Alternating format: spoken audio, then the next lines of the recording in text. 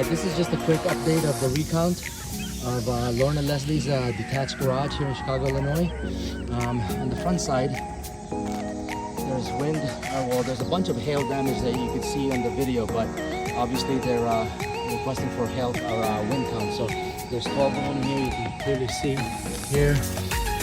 Nails are still nice underneath it, secure, nice and shiny. So it's not like it's been here for a very long time.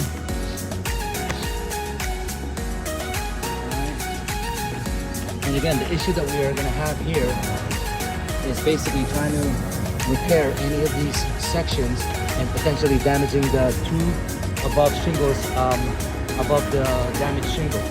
This is the right side. There's 9 of them here. Box vents. There's 2 box vents in this roof, as you can see. Again, on the right side.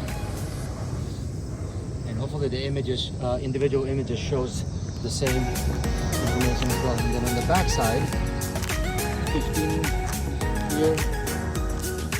This is where we had the repairability earlier. So a little new shingle there. So as I mentioned, the garage section is a little bit more of a dire situation than the home, but nevertheless, it's part of her home. This is the left side. There's nothing here. Again, massive hail damages here from previous time, but we're here for wind, so we can't really count them.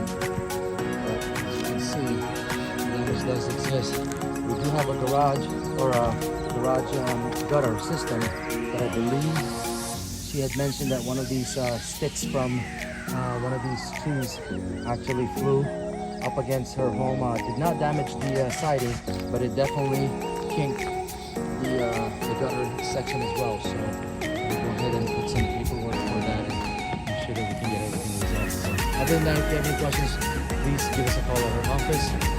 Hopefully this video will suffice for what is required in justifying the replacement of this roof. Thank you.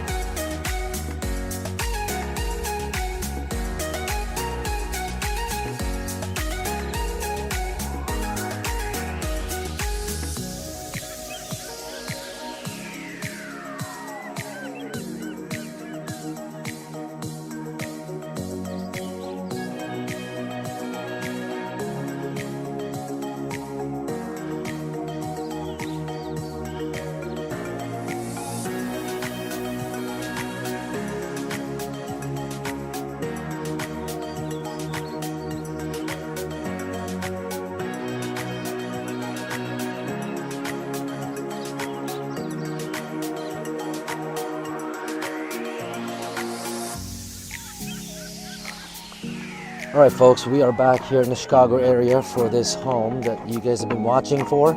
Some good news. We discovered early in the game as we're stripping the roof that there is space decking on this roof, and that basically allowed us to take some pictures and notify the insurance company at an emergency notice and inform them about the space decking. So we just actually got approved to resheet the house. Now that's pretty big, especially to the homeowner, because obviously she's getting a brand new roof along with decking. And for the contractors that are watching this, we all know that decking is 99% responsibility of the homeowner. If it rots, if it breaks and things like that, that's maintenance, right? Not unless it is nailable surface issue. Here in the state of Illinois, they only allow the spaces between these deckings to be up to a 1/4 inch. That's right, folks, 1/4 of an inch. Well, I'm gonna show you a few of them that clearly is not 1/4 of an inch. And when I take a nail head, it actually could shoot right through it. So hopefully you guys can attest to this and keep an eye out on your builds, keep an eye out on your construction, that this is one great way to get additional supplement from the insurance company because of a code issue situation. So let's take a look at a few of these things. Check this out. So the code says that these gaps must be a 1/4 inch, no more, okay? Well, that nail head literally just goes right through there, okay? That's a 1/2 inch gap right here. There's a bunch of places where it's about 5/8, more than a 1/4 inch. Okay, that's about just above 1/4 inch, almost at 5/8. So there's a bunch of places where clearly a nail head could easily go through here, okay? So what's the concern about these space decking? Well, the problem is, imagine this. You're basically putting shingles on this, right? So this whole thing is gonna get covered with either ice and water plus the synthetic underlayment that we use, right? When they start shingling this, what if one of the shingles nail strip lands right here on this area of the roof, and they shoot that nail? Guess what's gonna happen to that nail? That nail is gonna go shooting straight through this gap, and it's actually not gonna be holding that shingle down. It's completely useless, right? So because of this issue, the insurance company cannot ask us. The insurance company cannot ask us to build this roof out of code, right? So the right move was take a bunch of pictures from all sides of the roof, take a bunch of pictures, send it to the insurance company, and notify them immediately and say, hey, listen, we're on top of this roof right now. We're stripping this roof. We got two choices. We can either stop what we're doing, tarp this up, and notify the homeowner that basically we can't do anything further because it needs to be redecked, and the insurance company is waiting for us to, and we're waiting for the insurance company to make a decision. Well, obviously that's not how that conversation went. When I called the insurance company and notified the adjuster of the issue that we have and told her that we're sending all these pictures, she's like, listen, you got a job to do. You're there to repair that roof. And as long as that is code, you do what you need to do to bring the house back up to code. Of course, I have a smile on my face because we just helped the customer with another very expensive item on their roof. Imagine any of you, if you've ever put on a roof before and you've asked the contractor, how much is it going to cost if I put a new decking on my roof? It's like $4,000 or $5,000 just for the decking. That's not the roof itself, that's just the decking. So this customer, we just helped her save a ton of money by convincing the insurance company that we have to redeck this, right? So I'm pretty sure that the customer is going to appreciate that through and through, and that's exactly what we do, guys. We work for the homeowner. We will try to get what we can and as much as we can for the homeowner because that's what we live for. So again, another success story for Affinity Restoration at its finest. It's what we do, folks. This is how we roll. All right, so we always fight for the homeowner to get as much benefits as they can to the policy that they've been paying for year after year. Okay, so look at this part. Look at this. Boom. What if that's a nail strip for a shingle? That nail will go straight right through these gaps, which means on the first big storm, those shingles are going to start flying off. Or what's really going to be holding those shingles down is specifically just the adhesive or the sealant. Well, that's not what's supposed to be holding the shingles down. Shingles are supposed to be held down by nails, okay?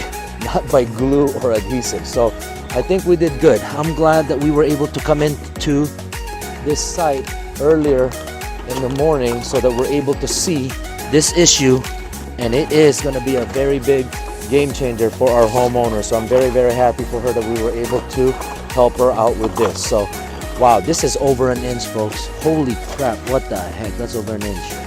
That is a ton of space there. That is a ton of space. All right, well, we're gonna fix it for her. She's all good to go. All right, well, stay tuned, folks. This is gonna take a little bit longer than expected just because now we have to resheet the entire house, but it's the right thing to do.